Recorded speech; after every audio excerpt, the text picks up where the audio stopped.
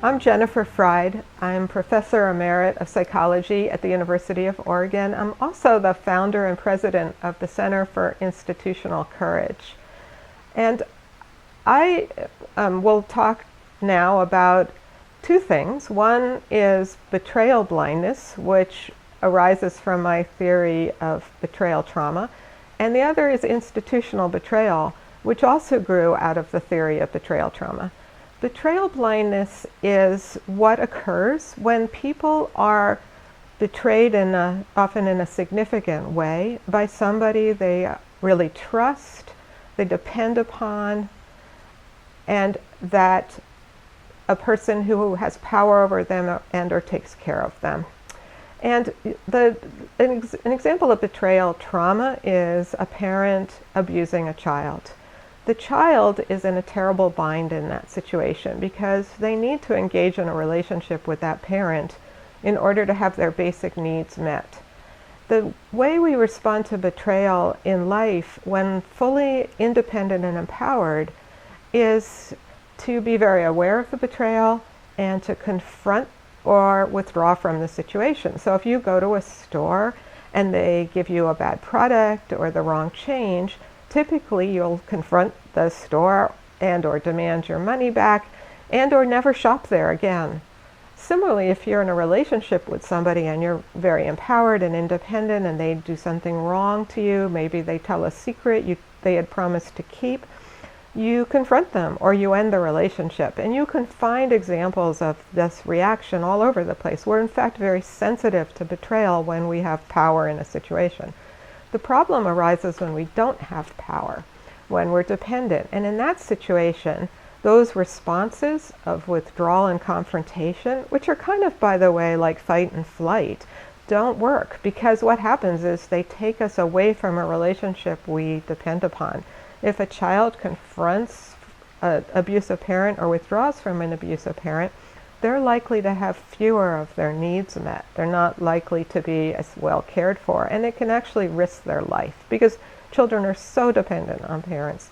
But it's not just children. Adults often are dependent as well. So if you're working for a boss and you really need the job and the boss mistreats you, there's a huge risk in being fully aware of that mistreatment because you may confront the boss or pull away and rock the boat, so to speak, and lose that job that you really need. The solution that we have as humans to this bind we call betrayal blindness. And that's when some amount of the information about the betrayal is blocked from awareness. It can happen in various ways. Some people actually just forget the experience. Other people remember it but retell it as if it's something they wanted, as if they were in control when they really weren't. These different ways of having betrayal blindness solve the problem for different people to different extents, but you can almost always find them if people are in a highly dependent relationship in which they get betrayed.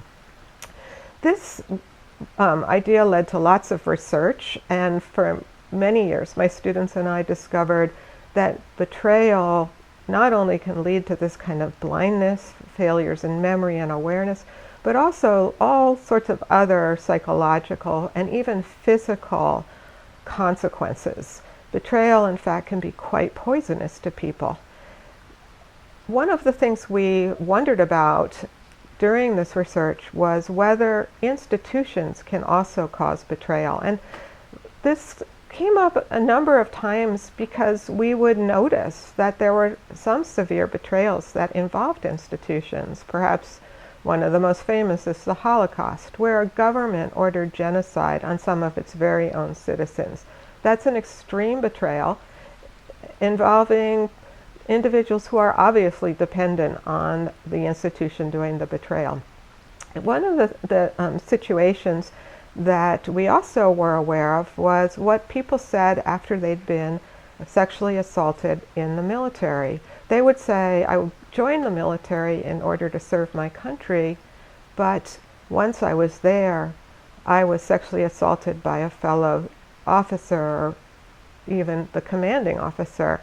That was bad, but then when I tried to report it and get help and justice, it was even worse. they would say to us the institutional response of the military was even worse than sexual assault. And if you think about it, that's a pretty strong statement, because what's worse than sexual assault? Well, it turns out institutional betrayal sometimes can be.